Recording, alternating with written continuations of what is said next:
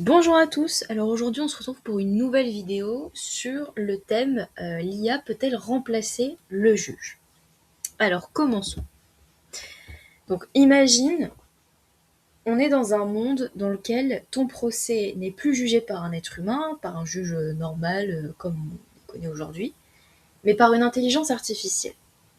Donc une IA en fait qui va analyser ton dossier en quelques secondes, qui compare ta situation avec des milliers d'autres affaires, des jurisprudences, etc. et qui va décider de ta peine. Un monde où la justice serait rapide, automatique et presque mathématique. Est-ce que c'est un monde qui pour toi relève encore de la science-fiction ou bien qui n'est pas si loin que ça? Je te laisse en juger et me dire ta réponse en commentaire. Mais dans tout ça, il y a quand même une question qui devient essentielle. L'intelligence artificielle peut-elle remplacer les juges? Alors déjà, on va essayer de voir ce que c'est que le rôle d'un juge. Et il faut comprendre une chose fondamentale, c'est que un juge ne fait pas simplement appliquer la loi, son travail en fait est beaucoup plus complexe parce qu'un juge doit interpréter la loi, car les textes ne sont jamais totalement clairs, analyser les faits, c'est-à-dire comprendre ce qui s'est réellement passé, évaluer les preuves et donc décider ce qui est crédible ou non, et surtout rendre une décision humaine, une décision personnalisée. Donc prenons un exemple assez simple.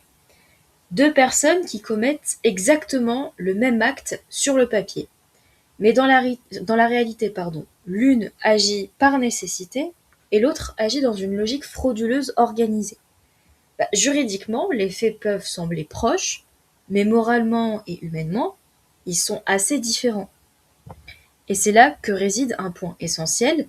Le droit n'est pas une équation mathématique, en fait c'est une interprétation humaine de la règle. Et ça, seul un juge peut apporter cette nuance. Donc en fait, qu'est-ce que l'IA sait déjà faire? Aujourd'hui, on sait que l'intelligence artificielle est présente dans le monde du droit. Et parfois, on ne s'en rend même pas compte. Mais elle peut analyser des milliers de décisions de justice en quelques secondes. Elle peut retrouver des jurisprudences pertinentes beaucoup plus vite qu'un humain. Elle peut rédiger des brouillons d'actes juridiques ou de contrats, ou encore aider à identifier des tendances dans les décisions judiciaires. Donc ça sert beaucoup à mâcher le travail des juristes, ça apporte une aide, une assistance, un appui, mais ça n'est pas encore développé au point de remplacer.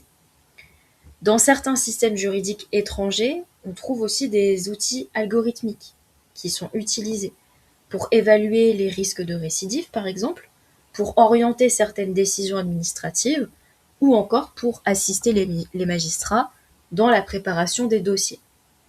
L'intelligence artificielle, en fait, c'est plus un outil du futur parce qu'elle est déjà dans le système juridique.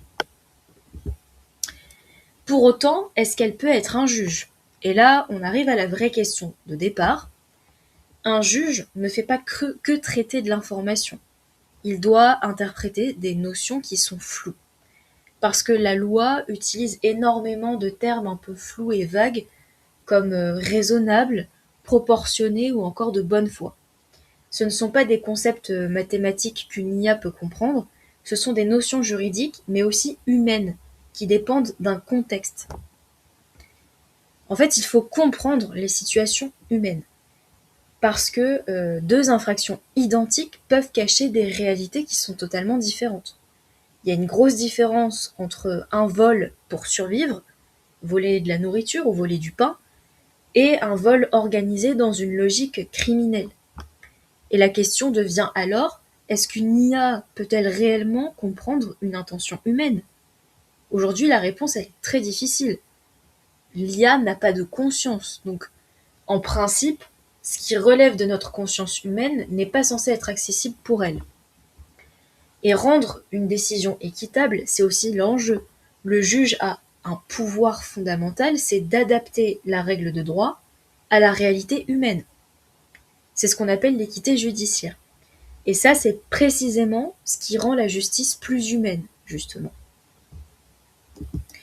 En fait, le problème central dans tout ça, ça va porter sur la responsabilité. Imaginons maintenant une IA qui rend une mauvaise décision. Par exemple, une erreur dans l'analyse d'un dossier, une mauvaise prédiction ou une décision injuste. Ben, la question est simple, qui va être responsable? Est-ce que ça va être le développeur de l'IA? Est-ce que ça va être l'État qui l'utilise? Est-ce que ça va être le juge qui s'appuie dessus? Ou bien l'IA elle-même? Aujourd'hui, en droit, une chose est sûre, c'est qu'une intelligence artificielle n'a pas de personnalité juridique. Donc, elle ne peut pas être responsable. Et ça crée un vrai vide juridique, finalement. Et ici, le vrai risque, ça va être plutôt l'influence de l'IA sur les juges. Le danger principal, c'est pas forcément que l'IA remplace totalement les juges, parce qu'on l'a bien vu, hein, pour l'instant c'est impossible, mais plutôt qu'elle influence progressivement. Par exemple, qu'elle fasse des recommandations automatiques de peine, ou bien des systèmes de score de dangerosité, ou encore des outils de prédiction de condamnation. Et dans ce cas, même si le juge reste humain en théorie, en fait, il peut finir par suivre ce que la machine va lui suggérer. Et là, il y a une question qui devient très importante. Est-ce encore une justice pleinement humaine, finalement? Alors, que l'intelligence artificielle remplace les juges, non, pas totalement, en tout cas pas aujourd'hui. Mais la vraie réponse, elle est plus nuancée. Elle peut déjà transformer profondément la manière dont la justice est rendue. Et peut-être que le vrai débat n'est pas est-ce que l'IA remplacera les juges, mais plutôt est-ce que les juges réussiront à rester pleinement libres face à l'IA. Voilà. Donc si ce sujet vous intéresse, je peux vous faire une vidéo aussi sur un aspect un peu plus inquiétant, comme les erreurs de justice qui ont été causées justement par les algorithmes. Et évidemment, hein, pensez à vous abonner à ma chaîne et à mon compte Insta pour comprendre le droit simplement, mais toujours sérieusement. Bonne soirée à vous, à bientôt.